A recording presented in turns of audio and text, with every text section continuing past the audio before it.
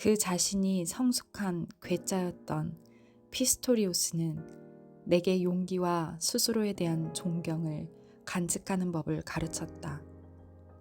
그는 내가 한 말들, 내가 꾼 꿈들, 나의 환상과 생각에서 늘 가치 있는 것을 찾아내고 그것들을 언제나 중요하게 받아들이고 진지하게 논평하면서 나에게 예를 제시했다.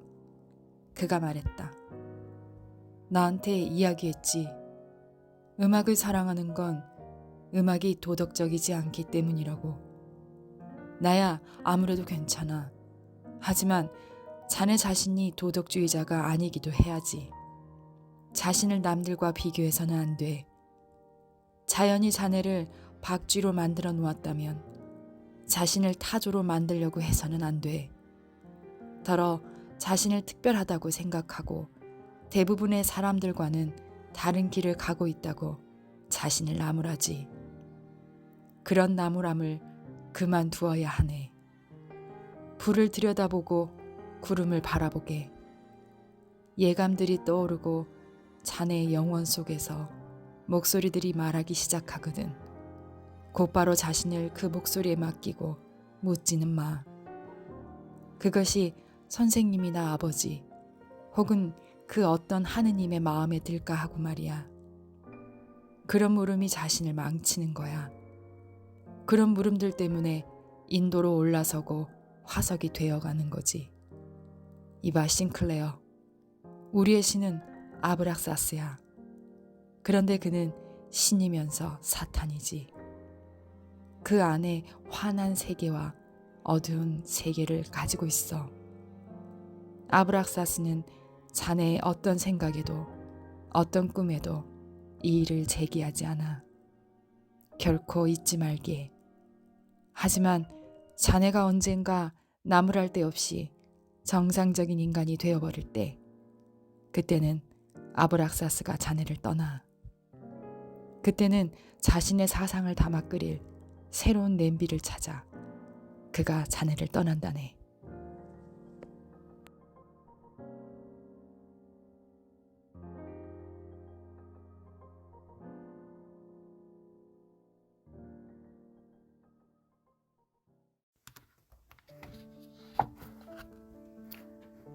사람이 사람을 기억하는 일. 이 세상에 머물다 사라진 누군가를 기억한다는 것이 무슨 의미가 있을지 알 수 없었다. 나는 기억되고 싶을까? 나 자신에게 물어보면 언제나 답은 기억되고 싶지 않다는 것이었다. 내가 기원하든 그러지 않든 그것이 인간의 최종 결말이기도 했다. 지구가 수명을 다하고 그보다 더 긴 시간이 지나 엔트로피가 최대가 되는 순간이 오면 시간마저도 사라지게 된다. 그때 인간은 그들이 잠시 우주에 머물렀다는 사실조차도 기억되지 못하는 종족이 된다. 우주는 그들을 기억할 수 있는 마음이 없는 곳이 된다. 그것이 우리의 최종 결말이다.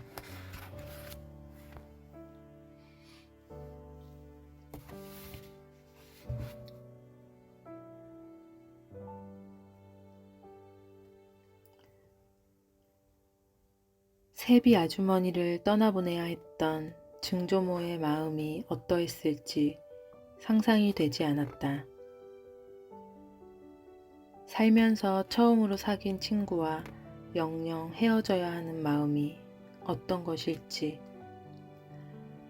자기 자신을 있는 그대로 사랑해준 사람과 어쩔 수 없이 떨어져야 하는 심정이 어떤 것일지 짐작할 수 없었다.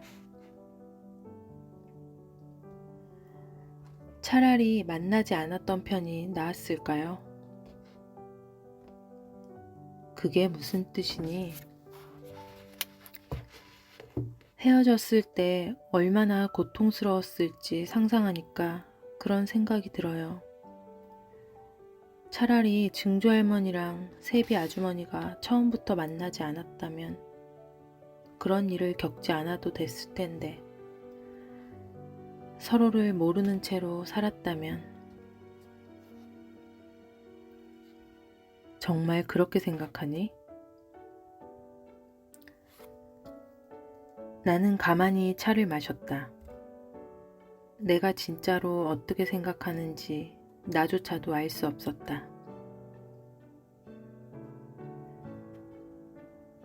끝이 슬프면 그런 생각이 들지도 모르겠구나. 할머니가 나를 보고 다정하게 미소 짓다가 입을 열었다.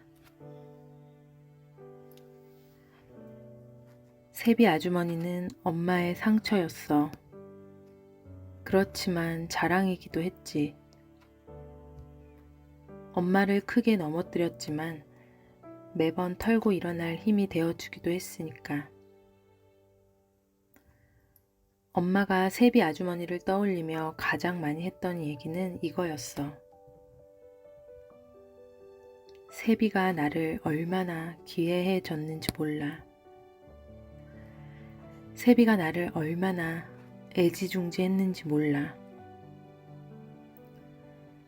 세비 아주머니를 만나 아픈 일이 많았는데도 세비 아주머니를 기억하는 엄마의 표정은 늘 환했어.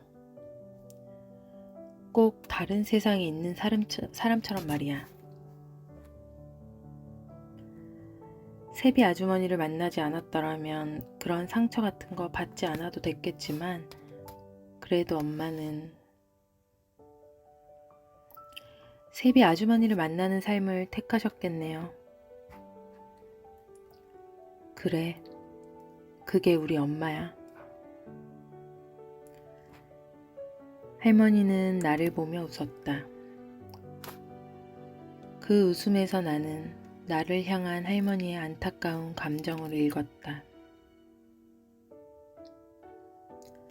차가 차갑게 식어 있었다.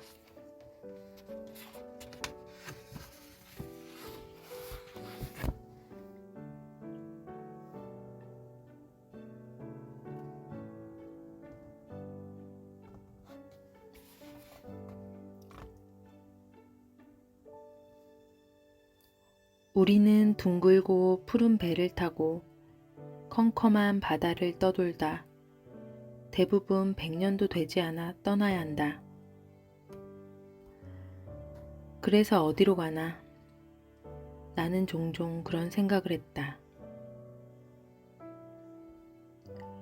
우주의 나이에 비한다면, 아니 그보다 훨씬 짧은 지구의 나이에 비한다고 하더라도 우리의 삶은 너무도 찰나가 아닐까.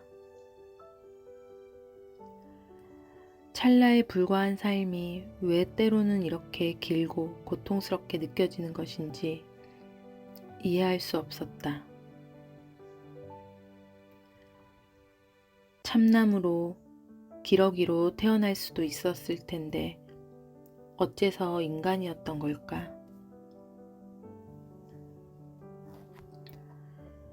원자폭탄으로 그 많은 사람을 찢어 죽이고자 한 마음과 그 마음을 실행으로 옮긴 힘은 모두 인간에게서 나왔다.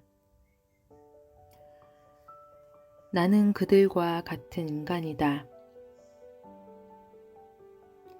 별의 먼지로 만들어진 인간이 빚어내는 고통에 대해, 별의 먼지가 어떻게 배열되었기에 인간 존재가 되었는지에 대해 가만히 생각했다.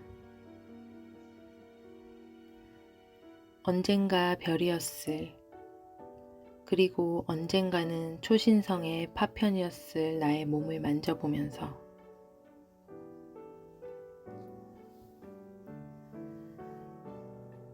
모든 것이 새삼스러웠다.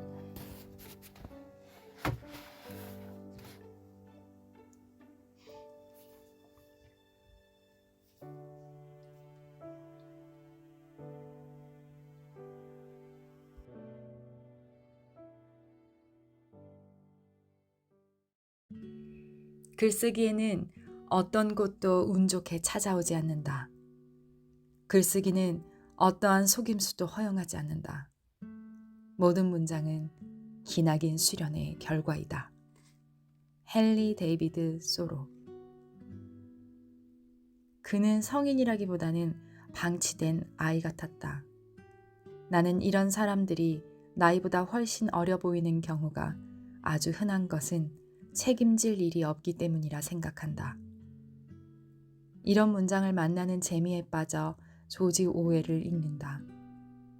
빼어난 미문이어서라기보다 인간과 세계에 대한 예리한 관찰, 정확한 분석에 놀라곤 한다.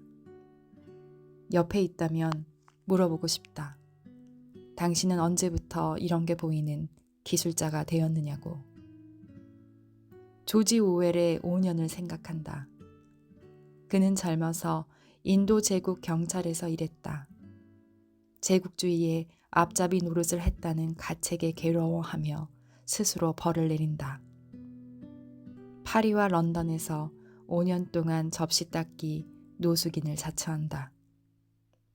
이 시기의 체험을 파리와 런던의 밑바닥 생활이라는 책으로 펴내며 작가로 주목받는다.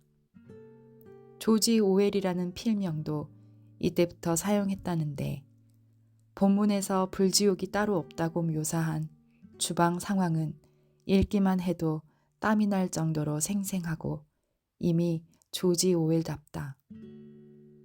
왜 5년이었을까? 3년만 해도 누가 뭘 하지 않을 것 아닌가?